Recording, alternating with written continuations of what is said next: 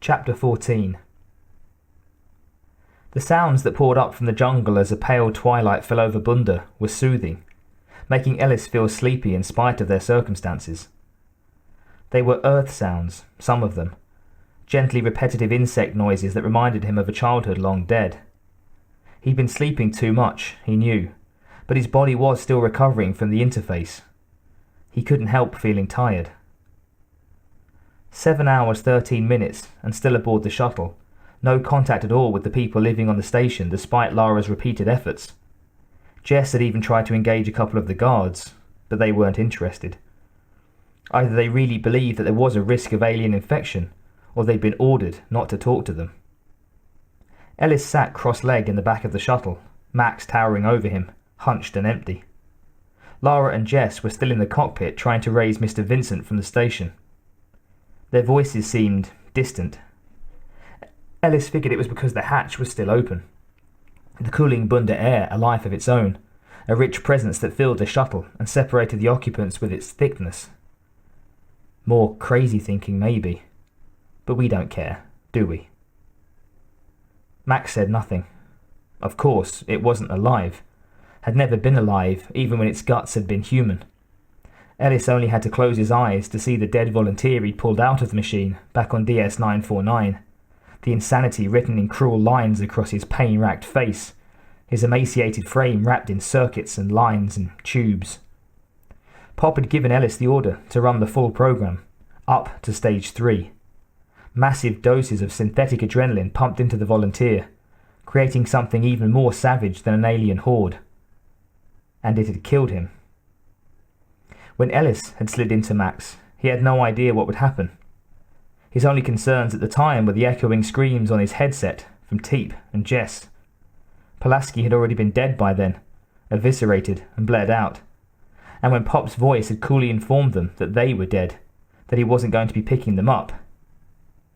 I got in. I got in and stopped being Brian alone. I became us. Max's huge orange body was pitted and scratched.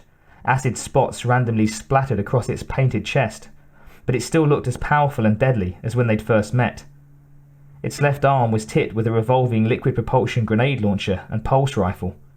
Its right a tri-capacity M210 flamethrower. Even sitting still, it was a formidable creature. They had worked well together, Ellis's mind's computer and Max's physical awareness. If that was the right word. It was strange how, before they'd interfaced, Max had been Max, just a machine. Ellis couldn't look at it now and think that. He'd been with Max, shared consciousness with it. It was just a machine the way that a diamond was just a rock. Ellis gazed up at its soulless face, thinking about the predicament they were in now. Lara had worked up a story about having looped the trader's log on a locked channel before the explosion. She said it was their only chance, that they could count on being killed if they didn't stick together. The way Max and I were together. Ellis smiled dreamily. He and Max couldn't join again. It would probably kill him. But the idea, the memory, was a comfort. Lara and Jess had been so worried about him afterward, thinking that he wouldn't recover. But it wasn't like that. He'd recovered. He just understood more now, about what it meant to not be alone. About how dying wasn't so bad when you'd been a part of something greater than yourself. What are you smiling about, kid? Ellis looked up at Jess and shook his head, still smiling. Jess was his friend. He was the man who'd led Max Ellis through the infestation, but he couldn't possibly understand. Lara either. They'd think he was still unwell. Nothing, really, he said. Just how things change, you know? Jess smiled back, but Ellis could see that he was hesitant about it. Yeah, sure. We almost die, survive, almost die, survive again. Ellis nodded. And now we wait for the company to finish the story. Jess's smile disappeared. Ellis saw the cold spark in his dark eyes, his feelings about Weyland-Yutani and what they'd done to his team, an all-consuming rage.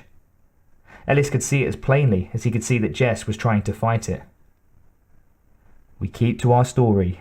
They won't do anything," Jess said slowly, as if to reassure Ellis that they would survive.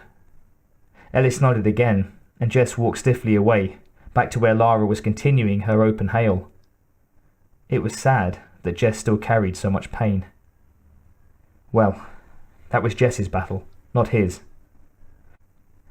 Ellis turned back to gaze at Max, remembering how they'd blasted great smoking holes through the alien mass, how Max had saved him, how they had saved the others.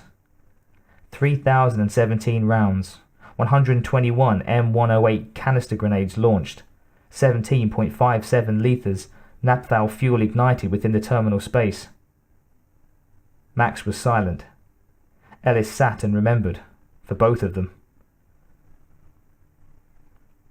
The dizziness and nausea had been the worst, the blow to her head leaving her feeling out of touch with herself and her surroundings. But after a few hours' rest, she'd recovered. The rest of the damage was minor. A twisted ankle, the back of her neck bruised, her abs as sore as if she'd performed 1,000 crunches. In another day or two, she'd be good as new. Lucky me. Noguchi stood at the door to the nest, in the empty lower dock, staring in at the captive queen, not feeling much of anything. A sadness, perhaps. The last of the transports had departed, gone for the hunt. There were only 11 Yautjas still on board, ship workers all, and the giant shell felt as empty and hollow as she did. The hunt would go on into the early morning hours. She'd already decided to speak to Topknot when he returned, after the hunter's feast. Considering the nomadic nature of the hunter culture, she had no doubts that they'd be passing a human outpost within a few weeks. She wouldn't be treated very well in the time she had left with them, but she'd fought competently enough to hold her head up. Besides, she'd gotten used to being treated poorly. "But you're not, are you?" she said softly, putting a hand on the window, looking at the giant, unmoving darkness strapped to the black wall. It was the first time she'd been down to see the imprisoned queen since her narrow escape from the nest, and she didn't like what she saw. There was a single shaft of puny light shining down over the trapped mother, casting most of her in a deep shadow. All of her impossibly strong limbs shackled, her tiered, lustrous comb chained back, and most depressing, the thick cord strung between her outer jaws, gagging her. The queen was tightly tied, the only real movement that of the egg sliding through the short, inembryoous sac that she'd created only hours after being placed. Eggs that were deposited onto a weight-triggered conveyor belt and moved to the side, ready to be loaded into a remote and sent off to some distant world. In spite of her general dislike of drama, Noguchi found herself trying to draw some analogy between herself and the queen, perhaps because looking at the trapped animal made her feel the same vague sadness she felt for herself. They were both female, both out of their element. Hindered warriors maybe, beaten down by the hunters, surely. But not anymore. Not for me. She couldn't watch any longer. It was like watching an insect impaled on a pin, dying slowly. Noguchi turned away, walking carefully towards the lift that would carry her back to the main rooms. Past empty shelves, past an empty hallway, through the gate to the elevator platform. She touched the symbol of the clawed hand on the control panel, and the machine hummed to life, rising smoothly, dark walls sliding past. The thought of seeing, speaking to people again, was a frightening one, but exciting too. What would she say, to explain where she'd come from? Telling the truth, she ran the risk of being whisked away to some corporate debriefing that could last months, depending on who owned the outpost. Jagusa was probably safe. They were an agribusiness. But Weyland-Yutani, or biotech? It was common knowledge that they were always looking for weapon apps that didn't mind exploiting whatever and whoever could bring them the new opportunities. Noguchi grinned as the elevator pulled to a stop, thinking about what a stir it would cause if she handed over a burner to the corporate community, or a suit of armor, fully loaded, wrist blades, sound loop, filter system, and infra eyes. She stepped off the lift, still smiling, and realized that she was smiling. Not about her performance as a fighter, or for shaming a novice, or because she remembered something that had made her laugh from a long time before. She was smiling because she was Machiko, Daturi Noguchi, and she was getting the fuck away from the fucking hunters. And how hard could having a conversation about work or the weather be after the year she'd had? The burst of giddy good humour lasted as long as it took her to limp 2 steps away from the elevator. The shell was not her home, but Earth hadn't been her home either. Her entire life prior to meeting with Broken Tusk had been a pallid one. Socially, living with the clan had been terrible, but the hunt itself... Nothing matched the thrill of risking everything against success. On Earth, people paid small fortunes to experience even a taste of the hyper-awareness and adrenaline high that came from putting one's life on the line, and that was only a taste. It was simulation, a fake. There was always an out, a panic button. No matter what the experience, the liability laws firmly established. Suddenly, she felt a deep longing for what was happening on the planet below the cloaked shell.